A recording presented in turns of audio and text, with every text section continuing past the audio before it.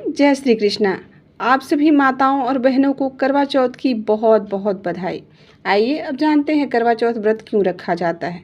करवा चौथ का व्रत सुहागिन महिलाएं के द्वारा अपने पति की लंबी आयु, अच्छे स्वास्थ्य और जीवन में तरक्की के लिए किया जाता है। हालांकि कई कुंवारी कन्याएं मनपसंद जीवन साथी पाने के लिए इस व्रत को रखती हैं। जानते हैं कि करवा चौथ व्रत कौन कौन रख सकता है। तो करवा चौथ व्रत शादीशुदा महिलाओं के अलावा कुंवारी कन्याओं द्वारा भी अपने अच्छे वर की प्राप्ति के लिए रखा जा सकता है। करवा चौथ का मुहूर्त बन रहा है पूजा का 20 अक्टूबर की शाम 5:46 से 7:02 तक रहेगा। तो वहीं करवा चौथ व्रत का समय सुबह प्रारंभ हो जा रहा है 6:25 से। करवा चौथ पर चांद कब निकलेगा, क्योंकि सभी माताओं बहनों को चांद का इंतज़ार रहता है, उसके बाद ही पानी पीती हैं। तो करवा चौथ के दिन शाम को 7:55 पर चांद निकलने वाला है। और करवा चौथ का महत्व हिंदू मान्यता के अनुसार यदि महिला पूरी विधि विधान से करवा चौथ का व्रत रखती हैं तो उसके पति की उम्र लंबी होती है और उसे अखंड सौभाग्य का वरदान प्राप्त होता है। इस दिन महिलाओं को पूरे 16 श्रृंगार का व्रत करना चाहिए और करवा चौथ की कथा सुननी चाहिए।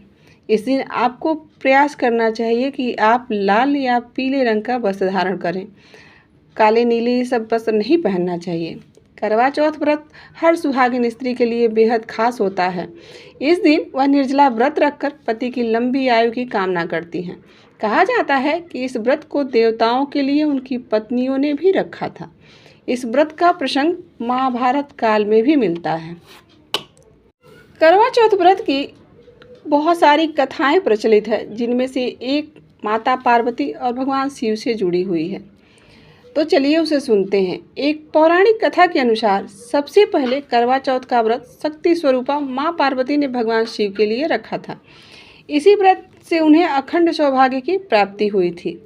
इस दिन भगवान शिव और माता पार्वती की पूजा कर सुहागिन स्त्रियां पति की लंबी आयु की कामना करती हैं। पौराणिक कथा के अनुसार एक बार देवताओं और राक्षसों के बीच जोरदार युद्ध हुआ। तमाम कोशिशों के बाद भी देवताओं को असफलता ही हासिल हो रही थी। देवताओं पर दैत्य हावी हो रहे थे। तभी ब्रह्मदेव ने देवताओं की पत्नियों को करवा चौथ व्रत रखने के लिए कहा था। उन्होंने बताया कि इस व्रत को रखने से दैत्य देवताओं को से परास्त होंगे। इसके बाद देवताओं की पत्नियों ने युद्ध में सफलता के और लंबी आयु की कामना के लिए करवा चौथ व्रत किया था। कहते हैं कि तभी से कार्तिक मास की चतुर्थी दिन से इस व्रत को रखने की परंपरा शुरू हुई। करवा चौथ व्रत में जुड़ी एक कथा महाभारत काल की मिलती है। कथा के अनुसार एक बार अर्जुन नीलगिरी पर्वत पर तपस्या करने गए थे। उसी दौरान पांडवों पर कई तरह के संकट आ गए। तभी द्रौपदी ने भगवान श्री कृष्ण से पांडवों के संकट से बचने का उपाय पूछा। इस पर भगवान कृष्ण ने उन्हें कार्तिक मास की चतुर्थी के दिन करवा चौथ का व्रत रखने के लिए कहा था। कहते हैं कि द्रौपदी ने यह व्रत किया था, उन्हें संकट से मुक्ति मिल गई थी।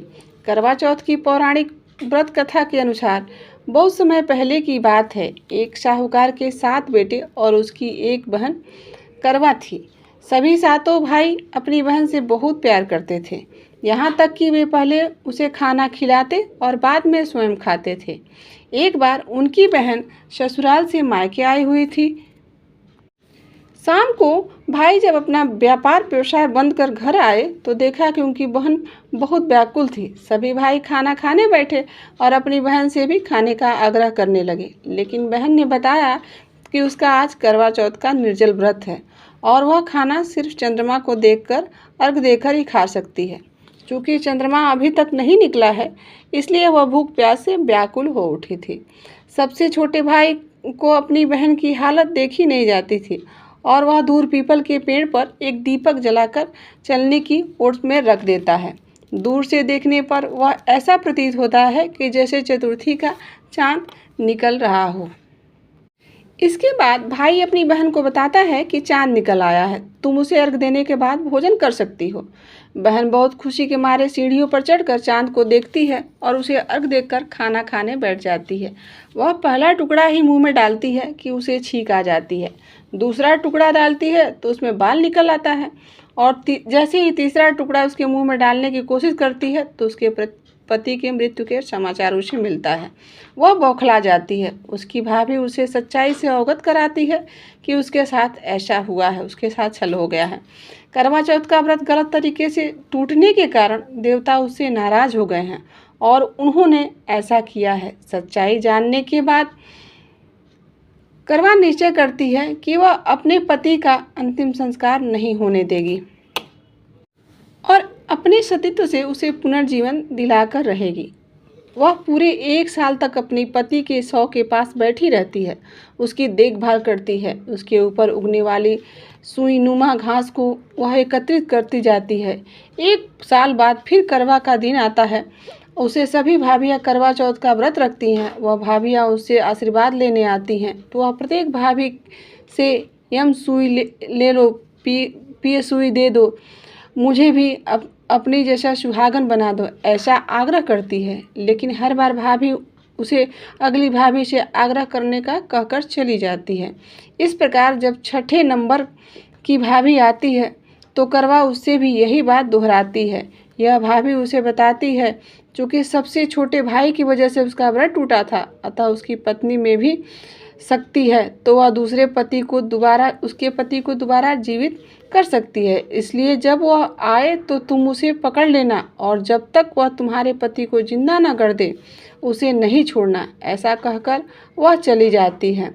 सबसे अंत में जब छोटी भाभी आती है तब करवा उससे भी सुहागन बनने का आग्रह करती है, लेकिन वह टाल मटोल करती है।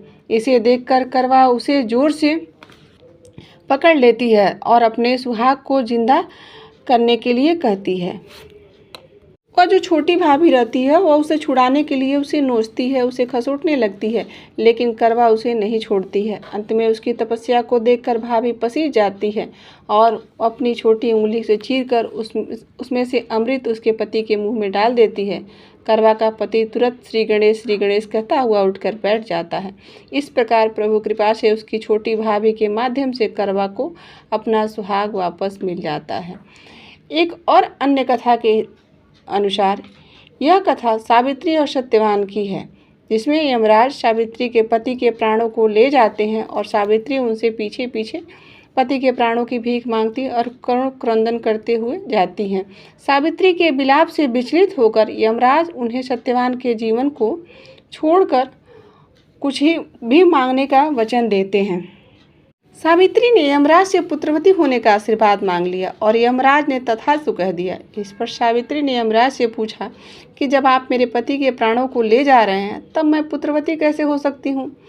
वचन में बंधने के कारण यमराज ने सत्यवान के प्राणों को वापस लौटा दिया। कहा जाता है कि तभी से महिलाएं अन्न और जल का त्याग कर पति की लंबी आयु के लिए इस व्रत को करती हैं। हे श्री गणेश माँ गौरी, जिस प्रकार करवा के चिर सुहाग का वरदान आपसे मिला है वैसे ही सभी सुहागिनों को मिले। तो आज के लिए इतना ही। उम्मीद करते हैं कि आपको आज की कहानी और आज का वीडियो अच्छा लगा होगा। अगर अच्छा लगा है तो हमारे चैनल से भी जुड़ जाइए और एक प्यारा सा लाइक और कमेंट करके ज़रूर बताइएगा कि आपको आज की वीडियो कैसी लगी। यहाँ तक बने रहने के लिए आप सभी का दिल से आभार। बहुत बहुत धन्यवाद। राधे राधे। मिलते हैं किसी और वीडियो के साथ।